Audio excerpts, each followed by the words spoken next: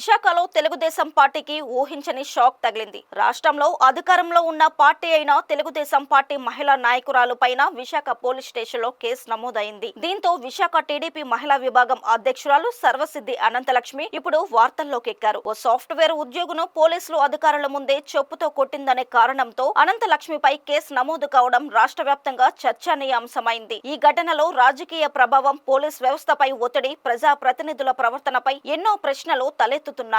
అధికారంలో ఉంటే ఏమైనా చెల్లుతుందనే వైఖరి ప్రదర్శిస్తున్నారు కొందరు నేతలు. ఇక విషయానికి వస్తే గత నెలలో ఆర్టీసీలో ప్రభుత్వ ఉద్యోగాలు ఇప్పిస్తానని చెప్పి 40 లక్షల రూపాయలు తీసుకుని నరేంద్ర మోసం చేశాడని అనంతలక్ష్మి ఆరోపించారు. ఈ నేపథ్యంలోనే ఆమె గత నెల 2న పోలీసులకు ఫిర్యాదు చేశారు. ఇక ఈ విషయంపై పోలీసులు కేసు నమోదు చేసి నరేంద్రను విచారించేందుకు స్టేషన్కు పిలిపించారు. అయితే నరేంద్ర విచారణకు హాజరవుతున్న సమయంలో ఆ విషయం తెలిసి అనంతలక్ష్మి కూడా పోలీస్ స్టేషన్కు వచ్చారు. స్టేషన్లోకి వచ్చి రాగానే తన చెప్పుతో నరేంద్ర చెంపలు వాయించారు. ఈ ఘటన కేవలం స్థానికంగానే కాకుండా పూర్తి జిల్లాలోనే సంచలనం సృష్టించింది. ఒక సామాన్య వ్యక్తి అయిన నరేంద్రపై రాజకీయంగా ప్రాధాన్యం కలిగిన మహిళా నేత అలా చేయడం చట్టబద్ధంగా సరైంది కాదన్న అభిప్రాయం సర్వత్రా వ్యక్తమవుతోంది.